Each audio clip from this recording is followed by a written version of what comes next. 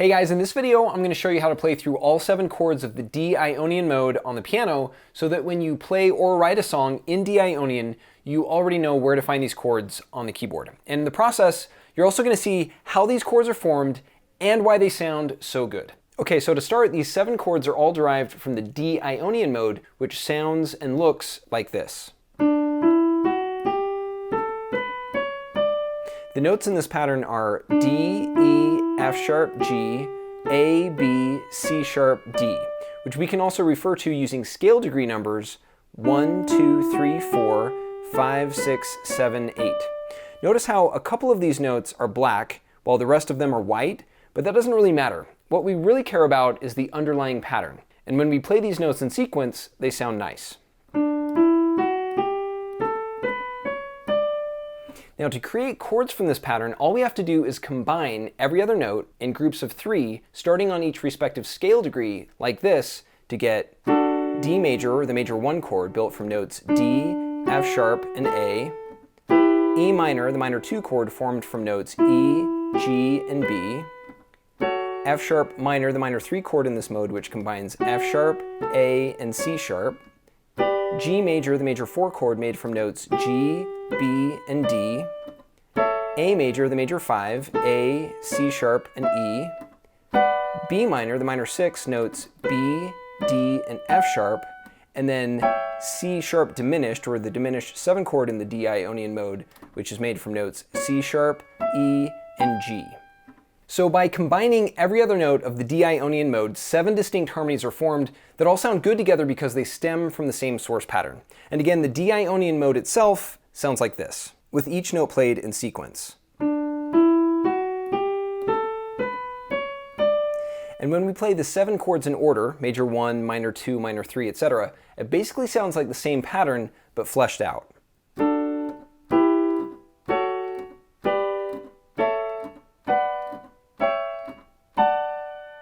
Together, these chords give us a complete set of harmonies we can use to compose different chord progressions in D Ionian.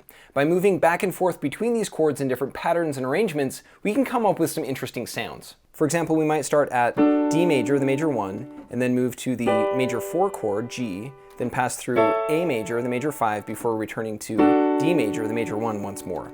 Or we can move through any of the other chords in this mode to create a lot of other progressions too. Using just these 7 chords, we have a lot of options. But what's even better is that there's even more variety in how we can actually play these chords using what are called inversions, or different permutations of the note patterns in each chord. For example, the D major chord, major 1, is made up of 3 notes, D, F sharp, and A. And they sound good together when combined in this order. But to mix things up a little, we can also play this same chord, D major, by moving D to the top of the group like this, to play the notes in this order, F sharp, A, and D. This is the same D major chord, the major 1 in this mode, but played in what we call the first inversion, which sounds slightly different. And then for even more variety, we can also shift the F sharp note to the top of the group like this to play the chord like this, with A, D, and F sharp, to create what's called the second inversion. So in total, just this one chord, D major, can be played in 3 ways. With D at the bottom in what we call the root position, with D at the top in the first inversion, and D in the middle in the second inversion. Likewise, we can play all of the other chords in different inversions as well. E minor, the minor 2 chord, can be arranged in these 3 ways: root position, first inversion, second inversion. F sharp minor, the minor 3, can be played like this: root position, first inversion, second inversion. G major, the major 4, can be played in root position, first inversion, second inversion. A major, the major 5, can be played like this: root position, first inversion, second inversion. B minor, the minor 6, can take any of these forms: root position, first inversion, second inversion. And then C sharp diminished, the diminished 7 chord, can be played in root position, first inversion, second inversion.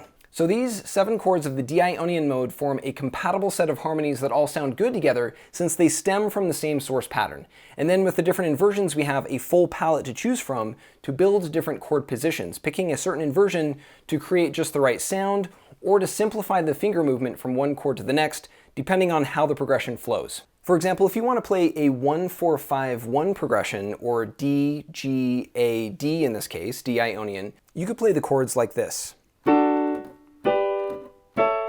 But as a result, you have to move your hand a lot. The motion is pretty mechanical and takes extra time. So to make things more fluid, to simplify the finger movement from one chord to the next, you can play this same 1-4-5 progression like this. By using different inversions, my hand barely shifts at all as I go. In this example, I played the major 1 chord in root position, the 4 chord in second inversion, the 5 chord in first inversion, and then back to the 1 chord in root position. So instead of root position, root position, root position, root position, I played root position, second inversion, first inversion, root position. Same chords, just a lot easier to play. And the same idea applies to all of the other chords too. In fact, there's a formula you can use to play all the chords of D Ionian, starting with the major 1 in root position that goes like this. R means the chord is in root position, 1 means it's played in first inversion, and 2 means second inversion. In sequence, the pattern is root position, second inversion, first inversion, root position. So D major, the major 1 is in root position, E minor, the minor 2 is in root position, F sharp minor, the minor 3 is in second inversion, G major, the major 4 is in second inversion, A major, the major 5 is in first inversion, B minor, the minor 6 is in first inversion, C sharp diminished, the diminished 7 chord is in root position, back to D major, the major 1 in root position.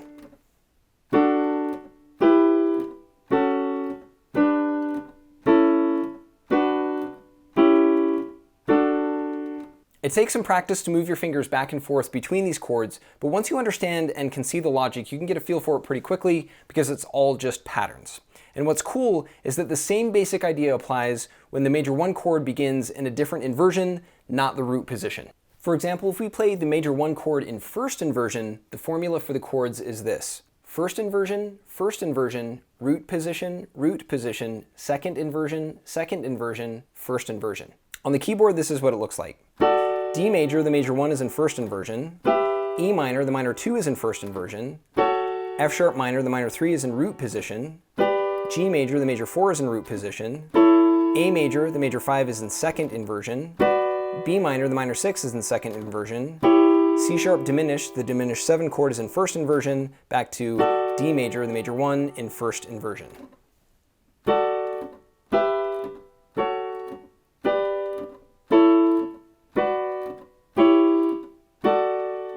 Together, these inversions of the chords form another set that you can use to swiftly move from one to the next. And then finally, when the major 1 chord begins in second inversion, the formula looks like this. Second inversion, first inversion, root position, second inversion. Again, on the keyboard, here's what these chords look like. D major, the major 1 is in second inversion. E minor, the minor 2 is in second inversion. F sharp minor, the minor 3 is in first inversion. G major, the major 4 is in first inversion. A major, the major 5 is in root position. B minor, the minor 6 is in root position. C sharp diminished, the diminished 7 chord is in second inversion. Back to D major, the major 1 in second inversion.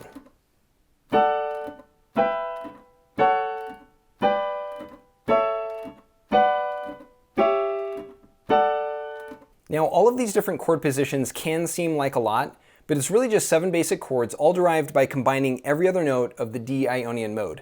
And then by playing different permutations or inversions of these chords, we can move between these various finger positions more easily. So it's just simple patterns we're using here, but played in different ways to expand our palette, giving us more options as we move around the keyboard. To help you really get a feel for each of these chords and all of the different inversions, I'm going to show you some diagrams next that you can use to pause the video, take a screenshot, and then refer to at your own pace as you practice and play each of these patterns on the keyboard. This first one shows 2 octaves of the D Ionian mode, or the D major scale, along the top, with the gray vertical lines representing the black keys on the keyboard. And as you go from top to bottom, you can play the D major chord, major 1, E minor chord, minor 2, and so on, where each chord is just formed by playing every other note from the D Ionian mode. Here, each chord is just displayed in root position.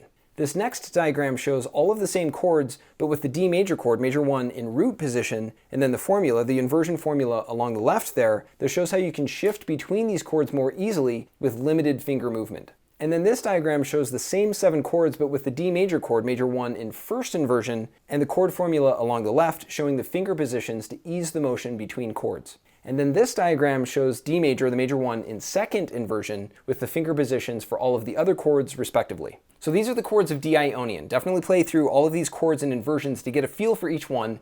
And thank you for watching. Let me know what you think in the comments, and I'll see you in the next video.